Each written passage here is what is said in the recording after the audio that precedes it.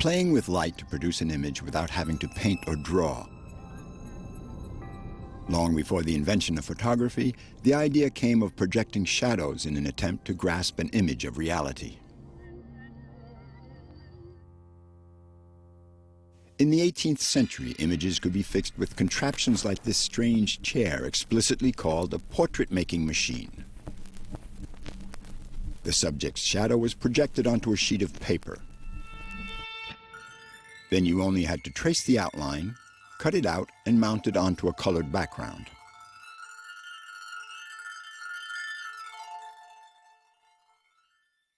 Nobles and the middle classes could have their silhouette traced, as they said back then, a fast and cheap way of having one's portrait done.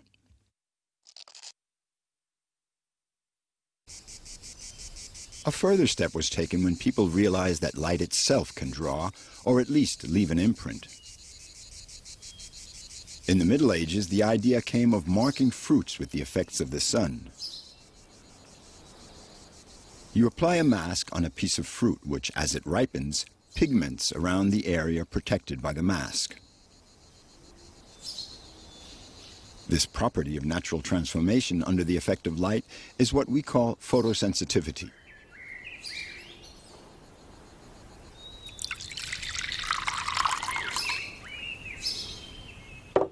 Some chemical compounds, such as silver salts, also react to light and turn dark. But unlike the pigments of fruit, they can be isolated, diluted, and painted onto a sheet of paper, which thus becomes artificially photosensitive. The first person to have the idea of producing an image with the darkening of silver salts was the Englishman Thomas Wedgwood. In 1802, he made what he called photograms. He placed butterflies on sensitized paper, which he exposed to the sun for a few minutes. The salts darkened the sheet. The negative print of the butterfly was drawn. This image obtained by contact is as fleeting as the butterflies themselves, as Wedgwood was unable to halt the process to fix the image. The whole sheet continued to darken. Today, there is no trace of these very first photograms.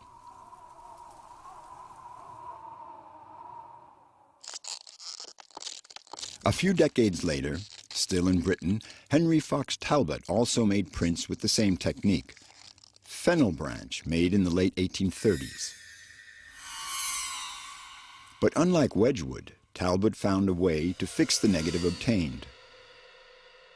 To do so, he used plain cooking salt, which enabled his photogenic drawings, as he called them, to stand the test of time.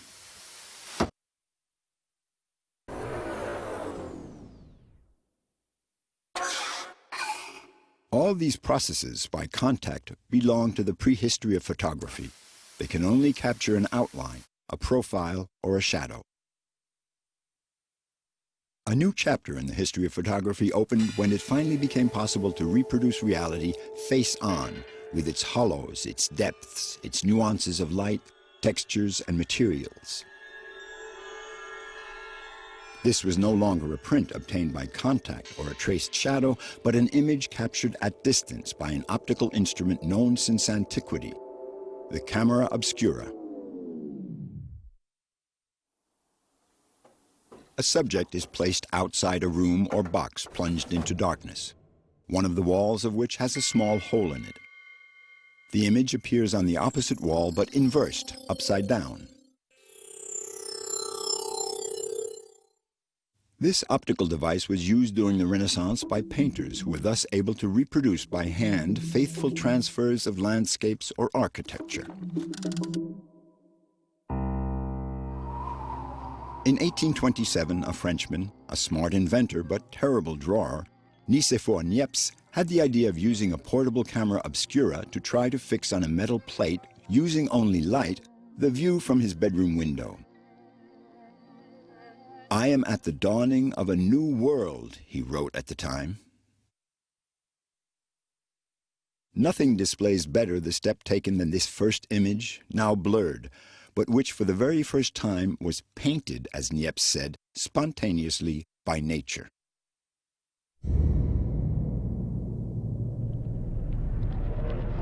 Only a modern print can allow us to see what this image really shows. Roofs, sections of wall, a copse. Exposure time between 24 and 72 hours. Hence this curiosity, a contradiction in the directions of light between the left and the right. The position of the sun lighting the left-hand side means that on the right of the picture the shadows are reversed, and vice versa. But the exposition time of the plate was so long that light came from every direction at different points, as though projected by several suns at once. So this first representation of reality is in fact totally unreal.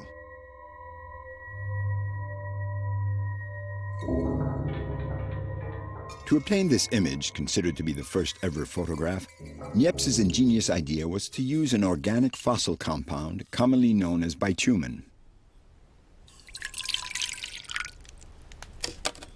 Dissolved in lavender oil, bitumen hardens in the sun. Niepce coated his plate in this thick varnish. The parts that were touched by light inside the camera obscura then solidified the bitumen. Those not exposed, and therefore not hardened, would be washed off. The image was then fixed. We know of only one other picture by Niepce, but in the form of a reproduction since the original has disappeared. This set table was produced outdoors in full sunlight with another process which reduces exposure time to a few hours. But it produces such fragile pictures that none of them have survived. Niepce died suddenly in 1833. His work on the formation of photographic images was never officially recognized.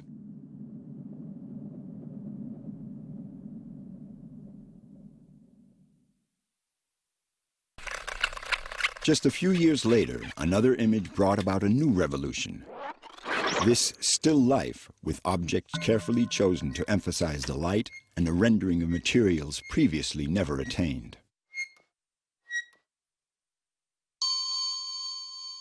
This curiosity shop was one of the first pictures produced by Louis Daguerre, who soon after the death of Niepce, his former partner, discovered by chance, he said, a new process that was much more efficient, which he modestly called the daguerreotype.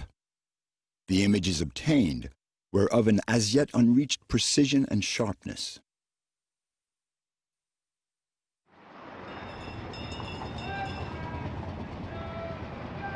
To fully appreciate this view from Pont Neuf, taken by Daguerre in 1839, we recommend the use of a magnifying glass. It was said at the time that the device could capture details that escaped the human eye in the open air.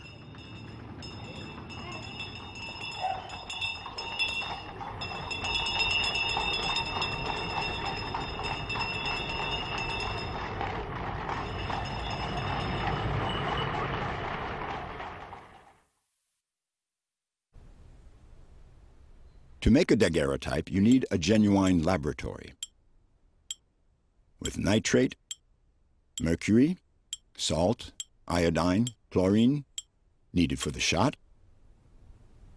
and the hand of a pharmacist.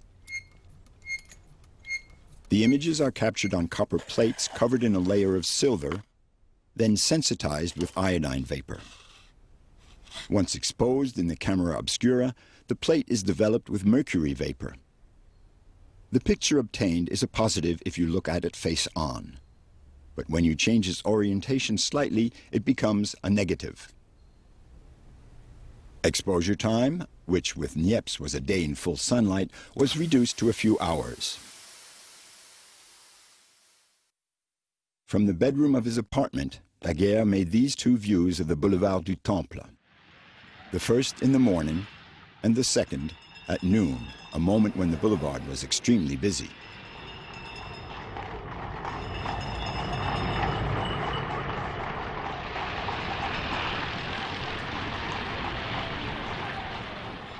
But on the plate, the boulevard is deserted, the exposure time still being too long to capture the movement. All that survived in the picture is one passerby who stopped to have his shoes polished. But could he be someone planted by Daguerre himself?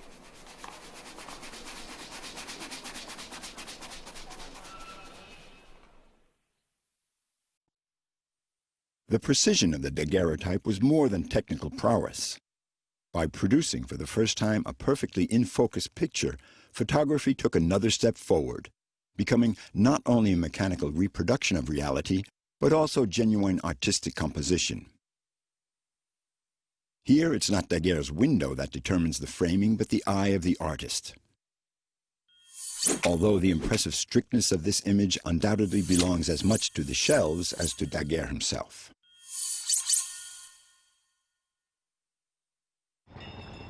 In August 1839, the daguerreotype became a phenomenon of society when its discovery was announced in Parliament. The process was purchased by the French state, a unique case in history. It awarded a lifetime allowance to Daguerre and made it available to all mankind. Caricaturists had a field day. And while the masses flocked to opticians to obtain the equipment needed to become the perfect daguerreotypist, engravers and sketchers faced an uncertain future.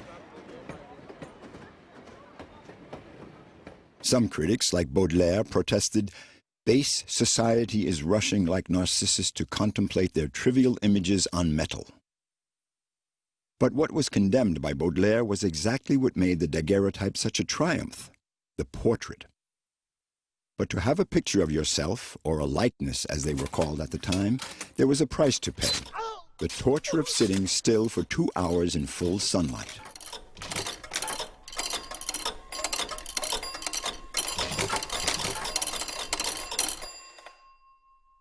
This portrait, one of the oldest surviving, is a good example of this torture. The subject's feet are spread to ensure stability. The cane gives him something to lean on, as does the back of the chair. The right hand is used to immobilize the head for as long as possible, and the eyes are closed due to the unending time spent posing. But to give the impression that the picture was taken on the spot, the subject's hat is placed on the ground as though he had just taken it off. In the same way, the folds of the drapes in the background are meant to evoke a breeze.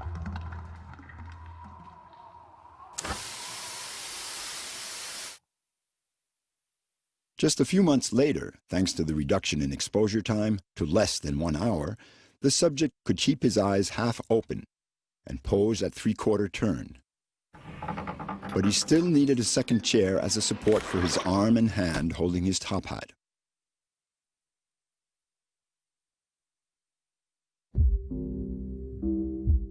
Children were rarely subjects in pictures of the time. The time needed to pose was too difficult for them. A successful image depended on keeping your subject still. Here, once again, a chair was used, but part of this girl's body is in focus, while the rest is fairly ghostly.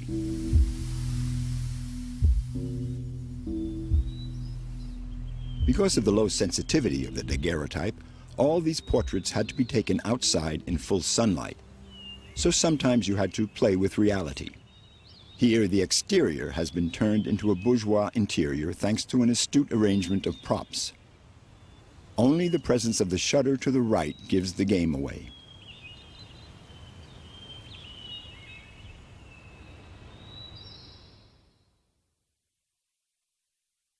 The ideal subject for a daguerreotype portrait, in terms of perfect stillness, is a dead person. Very popular at the time, these images best put across the novelty of the process, but also its limitations. A new kind of memory appeared, photographic memory, which outdid the fragile memory of the living. But it was cold, objective memory which, through the desire to capture a subject from all sides, like in this triptych seen from different angles, already evoked the police mugshot.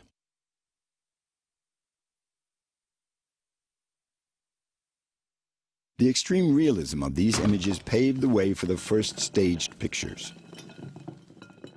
A ball and chain, a prisoner in jail. Louis Dodier was in fact a servant posing for his master, amateur photographer Humbert de Mollard.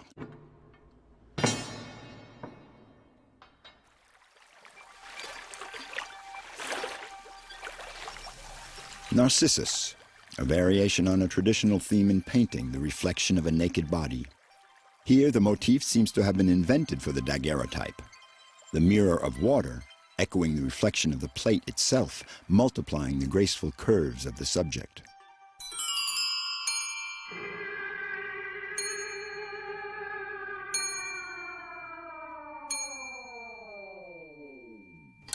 The problem of exposure time remained the main concern of daguerreotypists, and progress was spectacular. In 1841, new accelerating substances brought it down to less than 10 seconds. In 1842, Choiseul and Rattel, two of the most inventive daguerreotypists, took this view of Place de la Concorde in under 2 seconds. This is sufficiently fast to capture the passers-by strolling slowly in the foreground, although not fast enough for the masses pouring over the bridge, which looks like a fast-paced military parade.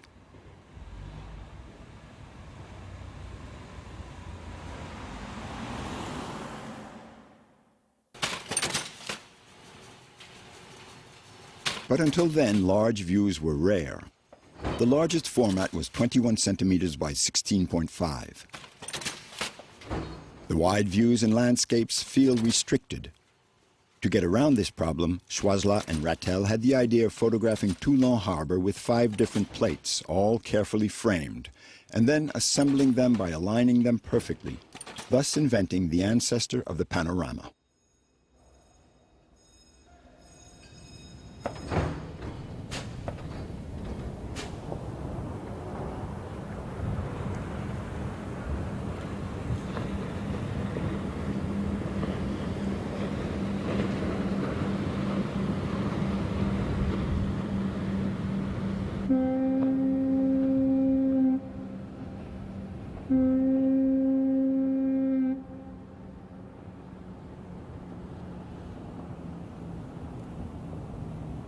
The reactivity of manufacturers in the race for inventiveness were such that a few months later, Martins, an engraver who was a keen photographer, built a bona fide panoramic camera obscura. Equipped with a rotary lens covering an angle of 150 degrees, it allowed him to take views with a single exposure, like this panorama of the banks of the Seine from 1842 on a curved plate that was then reflattened. Nothing could stop the development of plate photography, which seemed to have a promising future. But metal is a fragile medium. The slightest contact with the surface produces irremediable scratches and oxidation. Paradoxically, paper is much more resistant. Ordinary writing paper coated with photosensitive substance like that in this laboratory notebook used for tests in 1839 by the French Hippolyte Bayard. Photosensitivity tests, which first show only diversely colored tints, then, as the pages go by, ghostly forms. In the process invented by this humble, self-taught public officer, the paper was sensitized just before the shot. Placed in a camera obscura and then exposed, the paper was then removed and the photographer could watch the positive image appear.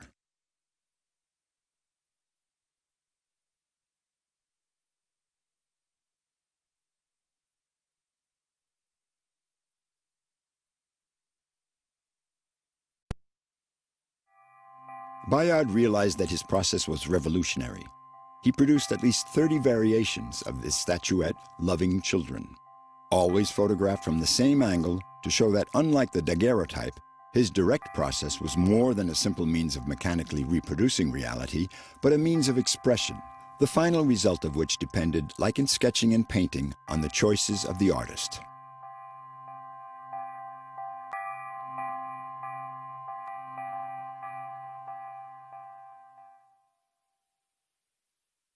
But the intervention of the artist was still much weightier than Bayard would have wished. His process had neither the sharpness nor the precision of the daguerreotype, and he often needed to touch up the details of his views of the Paris rooftops with a pencil.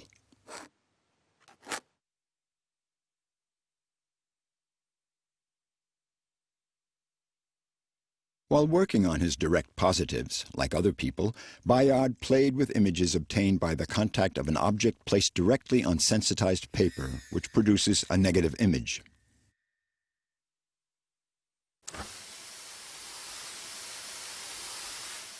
But it was the Englishman Henry Fox Talbot who first had the idea of inserting this negative paper into a camera, exposing it, then placing it on another sensitized sheet of paper, exposing it again, and obtaining a positive through contact.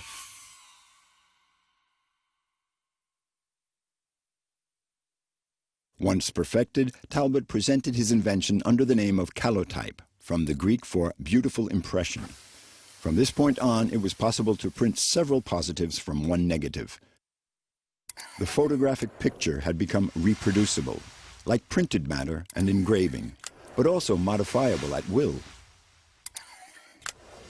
This principle of negative-positive dissociation would become the basis of photography for the next 150 years.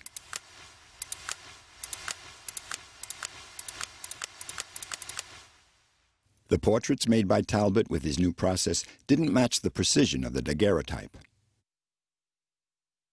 Detractors spoke of off-white traces, of old prints smudged by an elbow. But these so-called defects were a blessing. Freed from portraiture, photography with Talbot began to observe the world. He made a series of trees, like this oak in winter, this old red cedar, and these trees reflected by the side of a pond. An image in which the reflection, according to Talbot, was of equal importance as the real trees.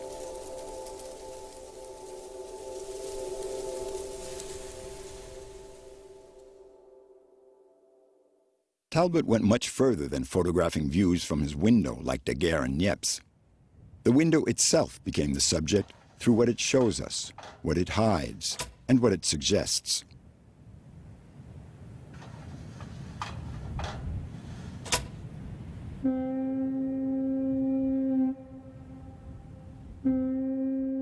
The play on the frame within the frame, the superposition of depths and lines, and the contrast between the in-focus curtains and the out-of-focus ship form a stunning picture of a complexity that only the photographic process could obtain. In France, Hippolyte Bayard was one of the first to adopt Talbot's calotype and understand how to put it to good use. In 1842, he photographed his seemingly abandoned garden tools: a cloth left on an empty chair, a straw hat. A hat whose perfect circle depicts both the photographer-gardener and order within disorder. Bayard liked to use this straw hat as a focal point, a structuring feature and a signature. Here it is at Paul's Mill, and playing an essential role in Bayard's best-known photograph, Self-Portrait as a Drowned Man.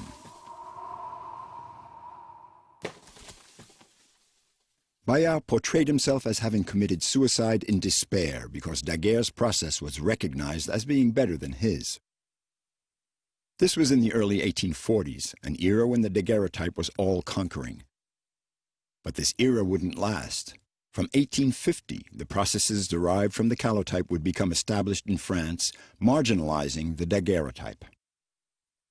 It would survive for subjects for which precision was key, in popular erotic pictures where clear visibility was required, or at the opposite end of the scale, in the total abstraction of scientific imaging. With this solar spectrum from 1844, photography crossed over a new line. While changing how we see things, it also represented a reality that's invisible to the naked eye, which only an invention that changed our relationship with reality could do.